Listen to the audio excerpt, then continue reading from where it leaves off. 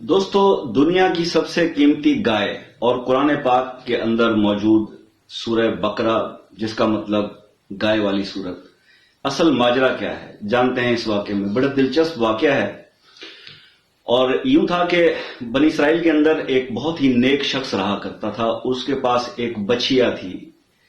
بچیا مطلب گائے کا بچہ، بچیا۔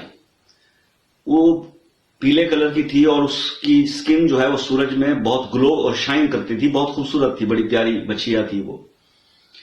اور اس کا ایک بچہ تھا، اس بندے کا چھوٹا سا بیٹا تھا۔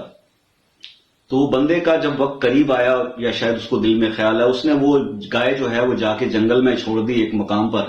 بیگم کو بتایا کہ میں چھوڑنے جا رہا ہوں، اور اللہ کے حوالے یہ امانت کر کے جا رہا ہوں کہ جب میرا بیٹا جوان ہوگا تو یہ اس کو مل جائے گی۔ وہ گائے کو جنگل میں چھوڑ کر آ گیا۔ کچھ عرصے بعد اس کا انتقال ہو گیا۔ اس کا بچہ جو ہے وہ بڑا ہوا۔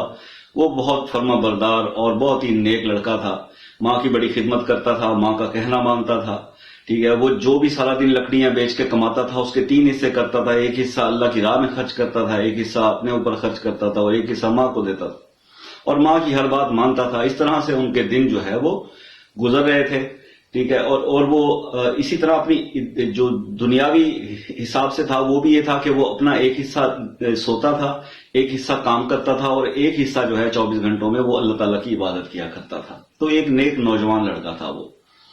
تو ایک روز اس کی والدہ نے اس سے یاد دلایا، اس کو کہا کہ بیٹا، تمہارے بابا نے تمہارے لیے ایک گائے کا بچہ جو ہے، ایک بچیا جو ہے وہ اللہ کے سپرد ایک امانت کی تھی، جنگل میں فلاں پہاڑ کے پاس چھوڑ کے آئے تھے۔ تو اگر تم چاہو تو وہ جا کے وہاں پہ اس پہاڑ پہ چلے جاؤ، اس جگہ پر، اور اللہ تعالیٰ سے یہ دعا کرنا، یہ کہنا، ریکویسٹ کرنا کہ جی میں اسی آدمی کا بیٹا ہوں، اور وہ جو امانت میرے والد صاحب آپ کے پاس چھوڑ کے گئے تھے جنگل میں، وہ مجھے عطا کر دی جائے۔ اور پھر یہ بھی کہنا کہ اس گائے کو بھی آواز دینا کہ تم میری امانت ہو، اور تم جہاں بھی ہو وہ میرے پاس آ جاؤ۔ تو وہ والدہ کا فرما بردار تھا۔ خیر، اس نے بات سنی، تسلی سے وہ ماں کا حکم سن کے چلا گیا جنگل کے اندر، اور جنگل میں جا کے پہاڑی کے پاس اس نے اسی طرح سے دعا مانگی۔ جیسے اس نے دعا ختم کی، وہ خوبصورت سی گائے جو بچیا تھی وہ گائے بن چکی تھی، وہ گائے اس کے پاس چلتی ہوئی آ گئی، اور وہ اس کو لے کے گھر آ گیا۔ اب کچھ دن گزرے تو کیونکہ تنگدستی کا دور تھا، اس وقت گائے کی جو ہے وہ دینار میں قیمت جو ہے وہ 3 دینار تک گائے مل جایا کرتی تھی بنی اسرائیل میں۔ تو ایک دن اس کی والدہ نے اسے کہا کہ ہم اسے میرے خیال میں بیچ دیں، تو تم ایسا کرو، بازار چلے جاؤ، اس کو 3 دینار کے اندر بیچ کے آنا۔ تو وہ جناب فرما بردار بچہ تھا، لے کر بازار چلا گیا بیچنے کے لیے۔ جب بازار گیا تو وہاں پر اللہ پاک کے حکم سے ایک فرشتہ جو ہے وہ گاہک کی شکل میں اس کے پاس آتا ہے۔ اب یہ دلچسپ مکالمہ ہے کہ وہ اس بندے نے اس سے پوچھا بھئی یہ گائے بیچو گے؟ اس نے کہا جی بیچوں گا۔ اس نے کہا جی کتنے کی بیچو گے؟ اس نے کہا جی 3 دینار کی بیچوں گا۔ تو اس جو فرشتے کی شکل میں جو وہ آدمی تھا، اس نے کہا کہ بھی میں تو آپ کو اس کے 3 دینار سے زیادہ دوں گا۔ تو لڑکے نے کہا نہیں جی، میری ماں کا حکم ہے 3 دینار سے اوپر نہیں لینا، تو اگر آپ نے 3 دینار میں لینی ہے تو ٹھیک، ادروائز میں اس کو نہیں بیچ رہا۔ تو وہ یہ کہہ کر واپس آ گیا۔ والدہ کو جا کے اس نے یہ سٹوری بتائی کہ جی اس طرح مجھے ایک بندہ ملا تھا، اور وہ مجھے اتنے کہہ رہا تھا۔ تو اس کی والدہ بڑی سمجھدار عورت تھی، انہوں نے کہا کہ یہ کوئی فرشتہ ہوگا، کوئی اللہ کا بندہ ہوگا، تو فوراً جا اس بندے سے یہ پوچھ کیا کہ کیا ہم اس گائے کو بیچیں یا ابھی رکھیں۔ تو وہ اسی قدموں سے واپس گیا تو وہی آدمی اس کو نظر آیا۔ اس نے اس سے پوچھا کہ ہم اس گائے کو بیچیں یا رکھیں؟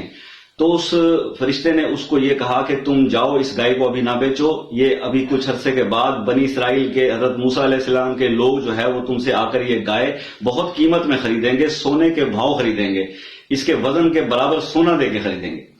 تو یہ سن کر وہ واپس آ گیا۔ ادھر سے دوسری طرف حضرت موسیٰ علیہ السلام کی جو قوم تھی، اس کے اندر ایک بہت ہی رئیس امیر آدمی جو تھا، بڑا یعنی سردار ٹائپ کا، اس کے جو ہے نا وہ قتل ہو گیا، اس کو مار دیا اس کے 2 بھتیجوں نے۔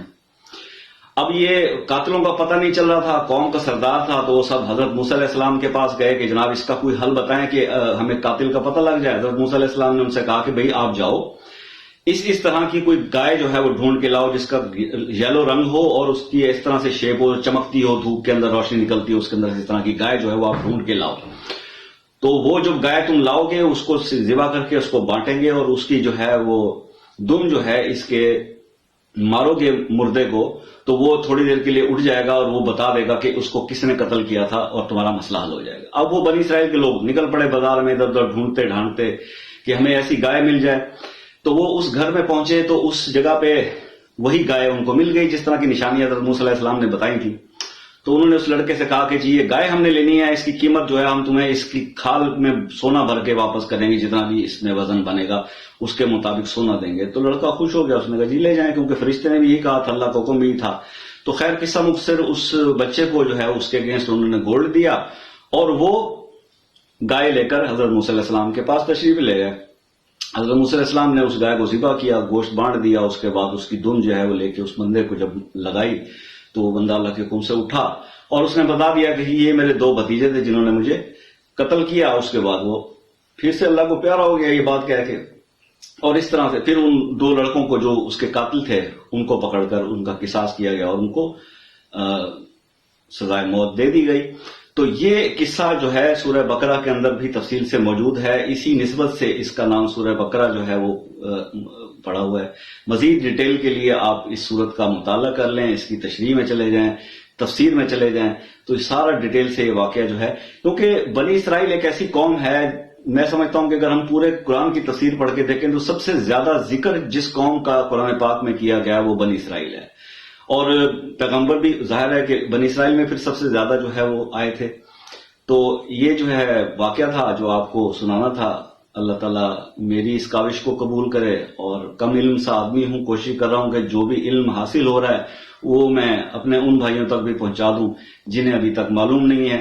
باقی ان لوگوں سے میں کیا کہہ سکتا ہوں جو علم اور عمل میں مجھ سے بہت زیادہ آگے ہیں. اللہ تعالیٰ انہیں بھی خوش رکھے, آپ کو بھی خوش رکھے. میرے لیے دعاؤں کی درخواست.